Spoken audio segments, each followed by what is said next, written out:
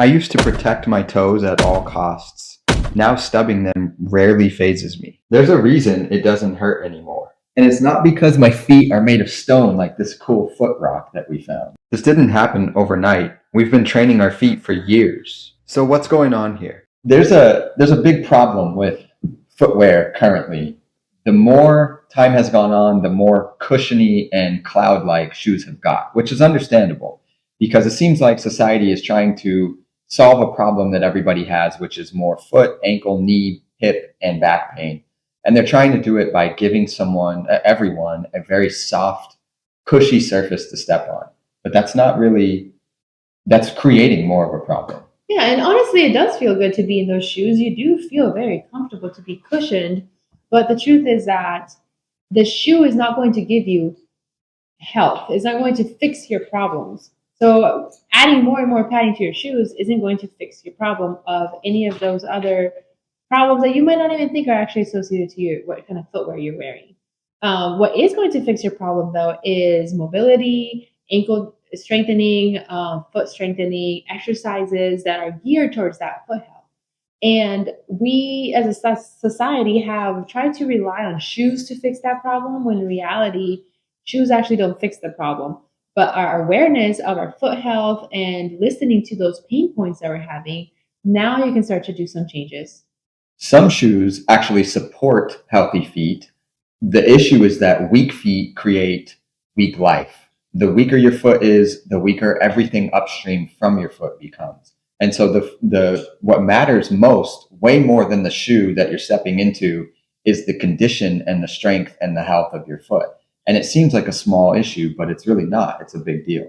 It's important to remember that your feet are a sensory organ, and a big part of their job is picking up everything that they're stepping on. So if you were to step on the edge of something like this, you want your foot to bend around that so you can understand how to orient the rest of your body. And the issue with shoes today is that they take away from all of that sensory input. And like I said, that trickles upstream into changing your gait or changing the way that you compensate with your low back, or your hips may rotate in the wrong direction or something to that effect. Now, granted, I understand the need for cushiony shoes because for the most part, we live in a concrete jungle, right? We don't live on soft surfaces anymore, but it's not necessarily that your feet can't handle those hard surfaces. It's just that you have a lot of unlearning and relearning to do with your feet on those hard surfaces. So how can we solve this problem? Well, there's something called a barefoot shoe. A barefoot shoe is any shoe that is flexible, has a wide toe box, a lot wider than normal, and it's called a zero drop. So where there's no elevated heel, it kind of goes down. That's normally what you would see in normal shoes is an elevated heel. At the same time, no arch support. So most shoes have a crazy arch support right here. This one's actually pretty flat. Now, no one size fits all when it comes to barefoot shoes. So in this video, hopefully you'll be able to take away how to find your own shoe and how to get started in this journey for better foot health. Yeah, and when you think about a barefoot shoe, she mentioned a couple of things that you might think, wait a second, I need arch support because my arches are so flat. That was a common problem that I had, very flat feet. The reality, though, you really have to adjust toward long-term thinking instead of short-term thinking, which is a huge problem we could go on and on about, right? Everyone wants to solve immediate problems right this second without thinking of the long-term consequences. And in this regard, like what she mentioned, when you have a shoe with high arch support, you're actually ruining your chances of developing an arch in your foot. The reason a foot has an arch or not is because of the muscles that are engaged and that you're actively using, which raise your arch up. And so if you're constantly depending on an artificial arch in a shoe, your own muscles and all of the structure of your foot is going to collapse. Again, with the raised heel, calf muscles in most people are very tight because your calf muscle is constantly contracting. Your heel is raised up. And so the barefoot shoe matters for more reasons than one. A big part of toe sensitivity and toes being squished together and balance issues and knee and ankle and hip problems and all those things come from your feet not being able to spread out feel the earth, and use some of the muscles that are in your feet. Your feet have a significant amount of muscles in them. Yeah, so you have to remember the shoe itself isn't entirely going to fix the problem, but it is going to support your journey. So when you talk about there's going to be good shoes and there's going to be bad shoes. Some shoes will aid in that journey and some shoes will not. These shoes will aid in your journey because of the three things I mentioned: flexible sole, no wide toe box, and a zero drop with no arch. Now, does that mean you can just go to this shoe and your feet will be perfect? No. So that's what we're trying to explain, is that it takes more than just the shoe to fix the problem. That's when you can start working on things like, arch exercises that Mobility will exercise. will actually fix the problem, but these shoes will aid in that.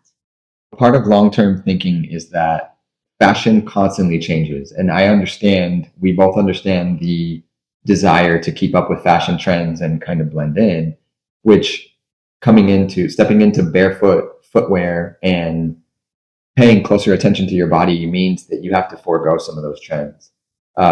That's been a big part of our journey because, like I mentioned earlier, I had very flat feet.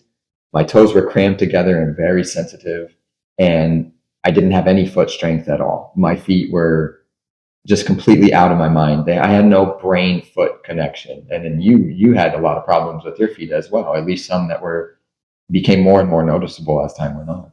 Yeah, the biggest thing for me was that, number one, I already had a wider foot than normal. So stepping into shoes growing up, I was very uncomfortable with the generic shoe. So for me, I did have to forego a lot of fashion because I just couldn't stand being in a tightly cramped shoe. I always would go for your generic flip flop and sandals. That was my go-to when I could. When I would wear shoes, I did prefer Converse because they were, they looked good and all that. So at least they were actually iconic. They're iconic. They did have a zero drop and all this stuff, but they were actually very cramped, right? I did notice that my pinky toe would start to fall asleep on longer drives. I think it was only longer drives because my foot was probably just sitting there, not moving. But I did start thinking that's kind of weird. That's not normal. Like, what is, if my foot's falling asleep, it's getting no circulation. What does that actually mean for my foot? So that was always in the back of my head, like wide feet. I don't like shoes when my pinky toe falling asleep. And when I found out about barefoot shoes, I was like, oh, that makes sense. Like, why am I even trying to stick my foot into a Converse when I could be wearing something different? And in your experience, we ended up going to a place called Good Feet, which, but that was for his foot support. I think you were getting headaches too, weren't you? Well, I was so just like everybody else. I was on my feet all day. I worked at a bank at the time, and so I was standing up all day. And despite having a thick heel on my shoe, my heels still were having a lot of pain. And so we found this place called Good Feet. We already knew that I had flat feet and no arches, like zero arch at all. And we thought that was genetic. We thought it was genetic, yeah, because actually some family members have flat feet as well, but turns out it's not genetic. Anyways, we found this place called Good Feet, which had good reviews, had really good insoles that you would put in your feet. And you go into Good Feet, for any of those who don't know, you go in there, you walk on an ink pad so that it displays how your foot is landing, and then they make a particular arch support for you an insole that goes inside your shoe. And so we got those, and it actually lifted my arch so much that it felt like I was stepping on a golf ball. And that felt great, actually. It sounds kind of painful, but it felt so good to where it seemed like I was walking on a golf ball all the time because that's how flat my feet were. Well, it's because it was putting your foot arch into the right position, so then the rest of your foot actually was functioning the right way. Yeah, and what that did is it lifted my ankles and all these things. But the problem was that I still had foot pain and my arch was actually not raising.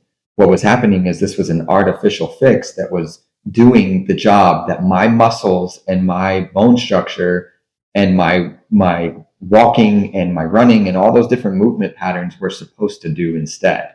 So I was delegating that job to an insole in my shoe, and that doesn't produce longevity, that doesn't produce health, that doesn't produce anything that's going to last. That ends up actually costing more money over time because the problem stays the same or gets worse.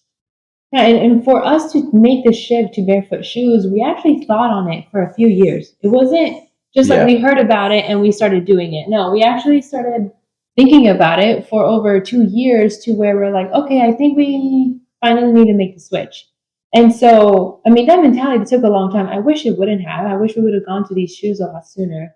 One of the first shoes we started with were one of these. They are called Witten. They're from Amazon. They're a generic brand. They're not name brand. And one of the reasons why we started with these were more the price point were less than $60, as opposed to more the name brand ones were more around $100. Yeah, that was actually a big reason why it took us a while to make the switch. So we had all of those.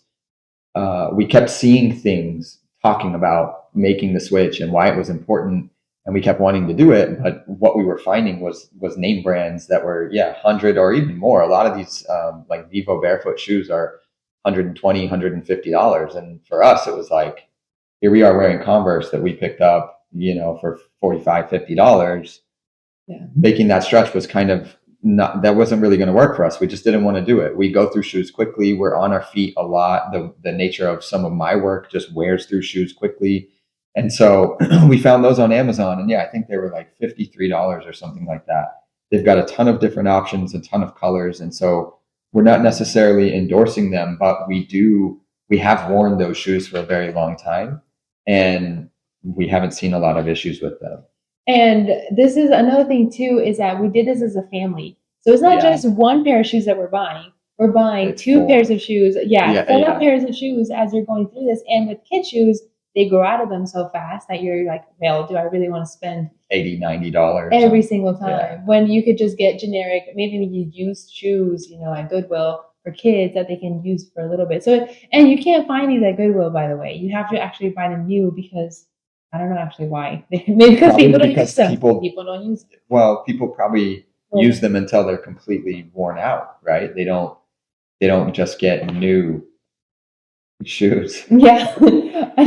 Another thing that we actually were excited to get after we started these shoes were toe socks.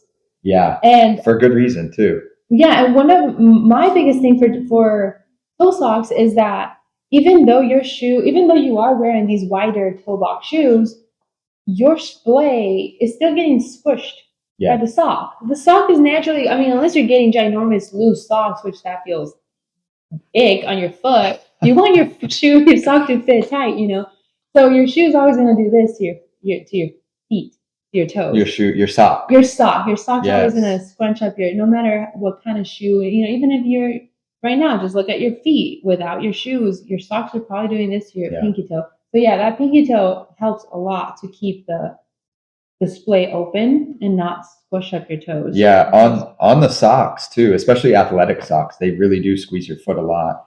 I was under the impression that toe socks were just like all girly, very colorful, maybe striped and designs and stuff like that, because that's what I always knew. But again, Amazon for the win, which, give or take your support there. But Amazon has a lot of different options about toe socks, and there's all different colors, there's different sizes, there's different things that will match whatever shoes or whatever your outfit is for the day. So my go-to for sandals were obviously just the general ones like this. I do now look for sandals like this that are flexible, because I have noticed that a lot of these sandals actually are very stiff. And of course, having them be a little bit wider, because me growing up, I actually had a wider foot and my pinky toe would actually stick out of the most narrow sandals. But yes, if you can, even if you want to do this with a softer sole. Now, the difference between a barefoot sandal, there is a difference actually, is more so that ankle support. Because when I walk in a barefoot type sandal, there's no flip-flop aspect going on. It will stay. The shoe follows your foot. The foot, it stays with you. With these, you have to, hold on. With these, we have to still support it with I was finding that my toes were grabbing onto my shoe. To hold the shoe on. And the other thing too, again, with barefoot versus not, back to what we were talking about before, your foot feels everything when you wear this. Your foot feels, if you step on a root, your foot can bend over that, and you can naturally change the way you're stepping or stabilize your ankle or your knee or whatever you need to do. When you step on a root with this, you don't get that. You land on whatever it is that you're stepping on, and then you just slide off, or maybe you don't even feel it at all, but the rest of your body feels that. Your knee may compensate because something is changing in your ankle mobility. But when your foot feels it and all the different muscles in your foot have an opportunity to work, that's when you can not just compensate, but actually do what your body and these very intricate joints and muscles were meant to do. Now, what I have noticed with these specific barefoot shoes, which are actually one of the more accessible price points, is that my toe does come out when I'm trying to go faster, when I'm trying to start running.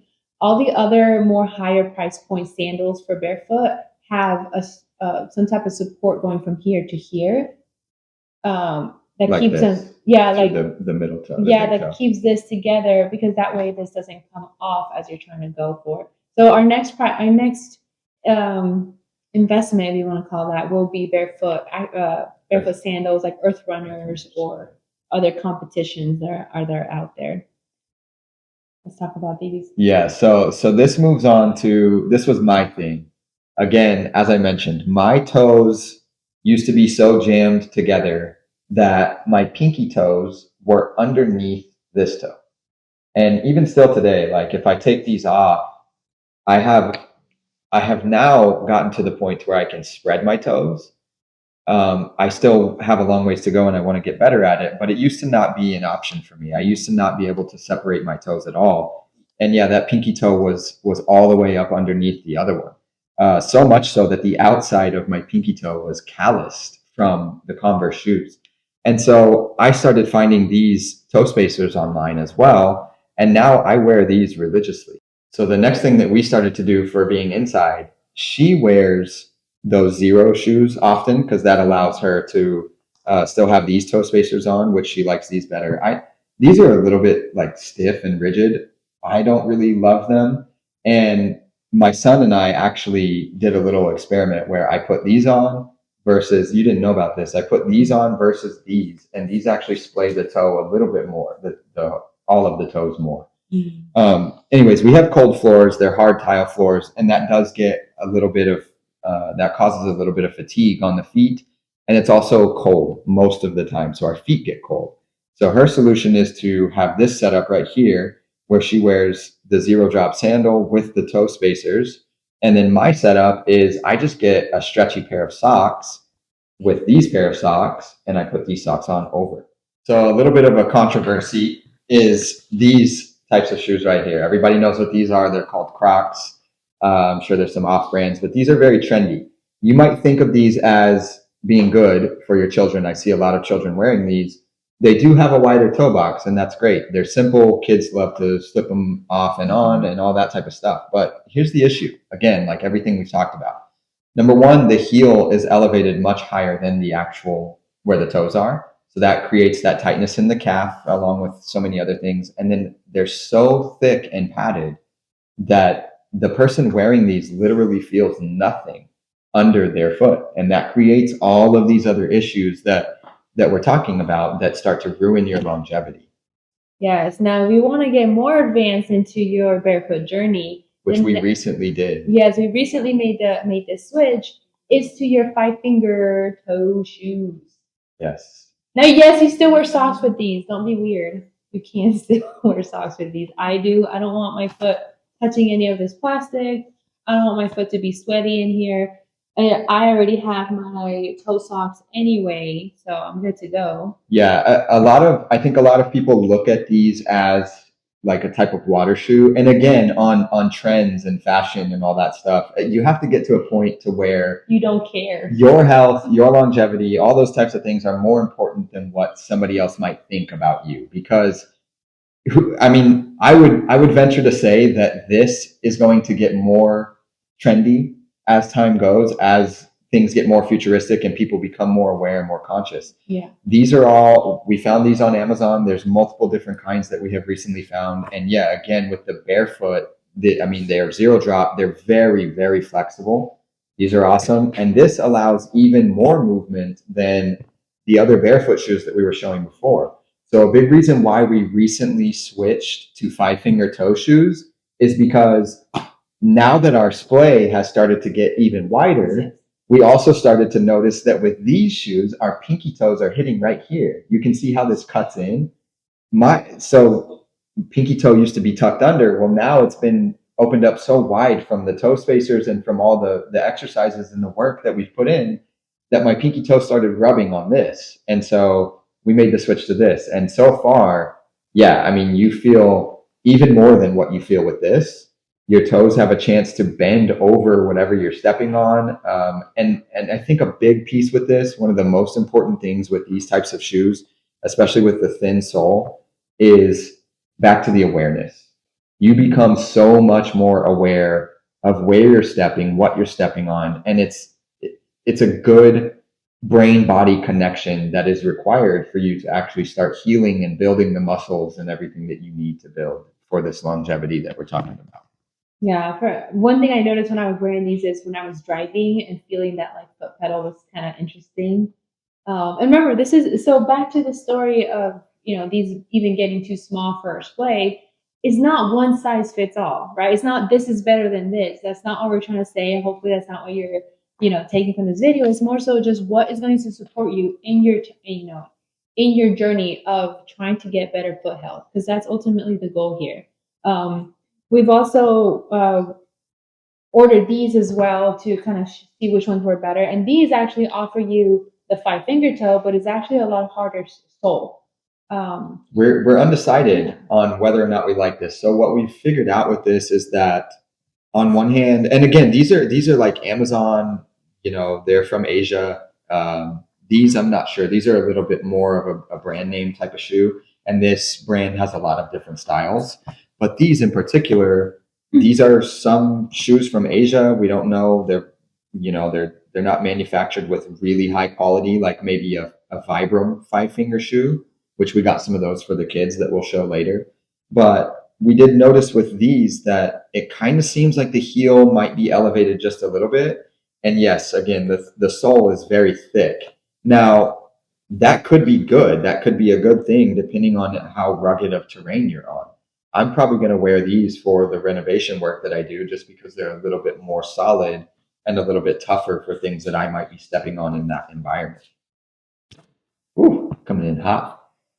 The next topic I want to mention real quick is how for the house shoes, there are obviously you can go ahead and use these as well as house shoes, but for context, we don't wear shoes in our house. We keep the floors very clean. We don't want to bring all that inside.